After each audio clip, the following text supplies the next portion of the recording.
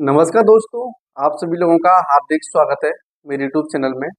दोस्तों, आप सभी लोगों को मैं बता दूं, आज हम बात करने वाले हैं उत्तर प्रदेश पुलिस री एग्जाम में हम कैसे 230 प्लस स्कोर कर सकते हैं। क्योंकि आप सभी लोगों को मैं बता दूं कि अभी जो कंपटीशन है वो बहुत ज़्यादा हो गया है और आप सभी लोगों की काफ़ी डिमांड है। मैंने एक पोल किया था, उसमें भी बताया था कि आप जो वीडियो इस टॉपिक पर बनाइए कि 230 प्लस स्कोर हम किस तरीके से कर सकते हैं।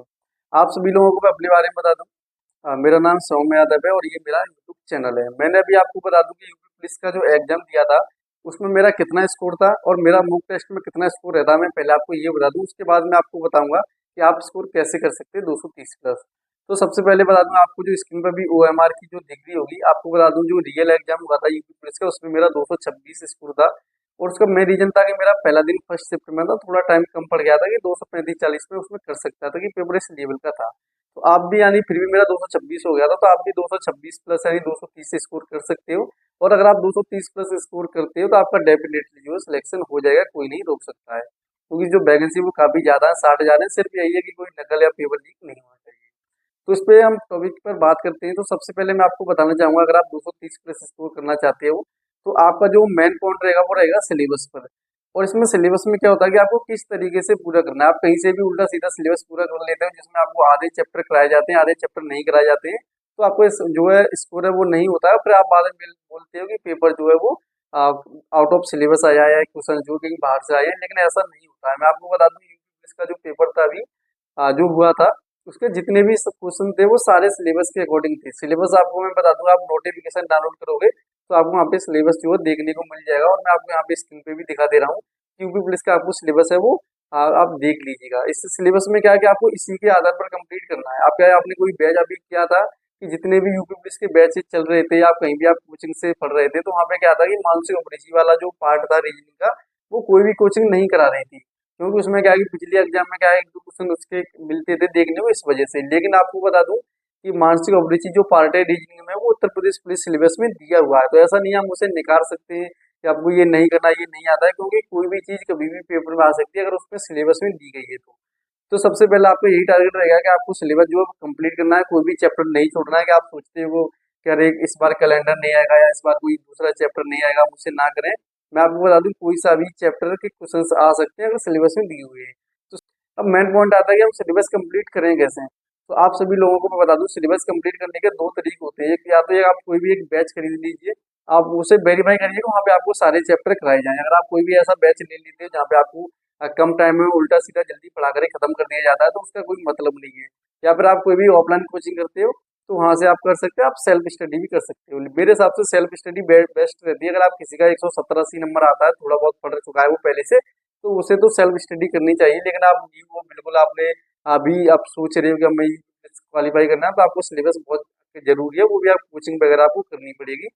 फिर हम बात करते हैं जिसका 170-80 नंबर आता है, 200 नंबर अभी आ रहा है, वो सोचता है कि 230 प्लस अपना स्कोर इंक्रीज करूँ से, वो सेल्फ स्टडी कर सकता है। सेल्फ स्टडी के लिए सिर्फ आपको एक काम करना है कि आपको सिलेबस डाउनलोड कर लेना है। और सिलेबस डाउनलोड करने के बाद आपको क्या है, उसका एक प्रिंट निकलवा लेना है। जैसे आप प्रिंट निकाल के आप उसे दीवार पे ऐसे लगा दोगे, दीवार पे लगाने के बाद आपको वेरीफाई करना है कि हम मैथ, रीजनिंग और जीएस हिंदी में कौन कौन से चैप्टर्स आपको करने हैं, कौन से चैप्टर्स आपको वीक है। आप उस चैप्टर्स पे, आप हाईलाइटर होता है, हाईलाइटर से आप उसे मार्क करो और यूट्यूब पर जाकर के आप उसे सर्च कर सकते हैं। आप शॉर्ट्स नोट्स बना सकते हैं। जैसे जीएस में बहुत सारे चैप्टर रहते हैं, जो जैसे आपको बता दूं, पुरस्कार हो गया, प्रमुख पेज हो गए, या कोई भी जैसे जीएसटी हो गया। तो आपको क्या करना है कि उसका जो है आपको सीधा एक लिस्ट बनाना है और आपको यहाँ पे शॉर्ट नोट्स बना सकते हो, उसके इंपोर्टेंट जो है पॉइंट लिख सकते हो। इससे क्या है कि आपका सिलेबस बहुत जल्दी कंप्लीट हो जाएगा। और आप जैसे हिस्ट्री हो गया, भूगोल हो गया, इसके लिए आप कोई भी बुक फॉलो कर सकते हो। बुक के लिए मैं बता दूंगा, अगर आपका अभी 170-80 नंबर आता है तो इसका मतलब आपने पहले तो पढ़ रखा होगा थोड़ा बहुत। लेकिन बुक में क्या क्या प्रमुख जो घटनाएं होती है उन पे आप मार्क करके उनको पढ़ सकते हो। जैसे आप लूसेंट होता है, किरण का होता है, उसमें क्या है कि मोस्ट मोस्ट जो घटनाएं दी होती है, जैसे युद्ध हो गया या इंपोर्टेंट जो चीजें रहती हैं, उनको आप वहां से कर सकते हो। तो उससे क्या होता है कि आपका टाइम बच जाता है। उसके बाद इसी तरीके से आपको मैथ और रीजनिंग आपको कर लेना है, और जो है हिंदी कर लेना है। हिंदी के लिए आप कोई भी एक बुक उठाइए, जैसे आदित्य पब्लिकेशन उठा लीजिए, जिससे मैं पढ़ता हूँ।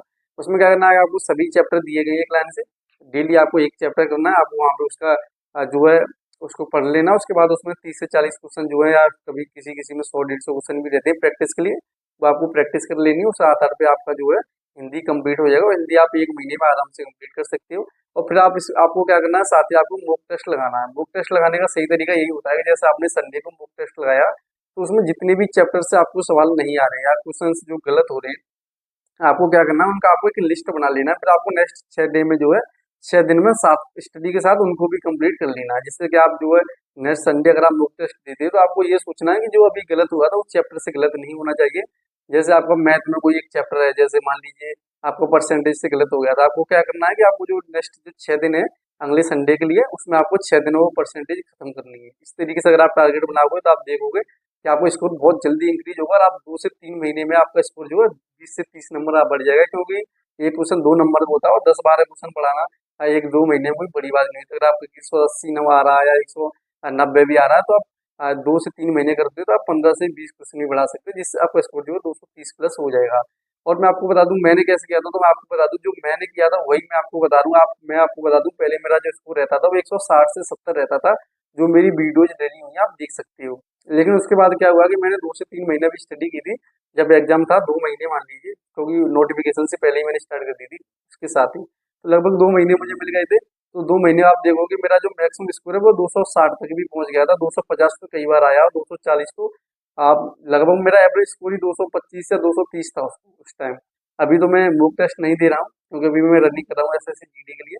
तो जैसे अब मैं स्टडी करूंगा, मॉक टेस्ट दूंगा, तो आप देखोगे मेरा जो स्कोर है वो 230 प्लस आपको देखने को मिलेगा। इसका यही रीजन है कि पढ़ने का सही तरीका क्या होना चाहिए। अगर आप इस तरीके से जो मैंने बताया अगर आप करते हो, तो आपका स्कोर जो डेफिनेटली इंक्रीज हो जाएगा। आपको कितना भी अभी स्कोर आता हो, आप इसी तरीके को फॉलो करिएगा, आपको स्कोर जो है बढ़ जाएगा। अगर वीडियो अच्छी लगी हो तो वीडियो को लाइक कीजिए, चैनल को सब्सक्राइब कीजिए। जय हिंद, जय भारत।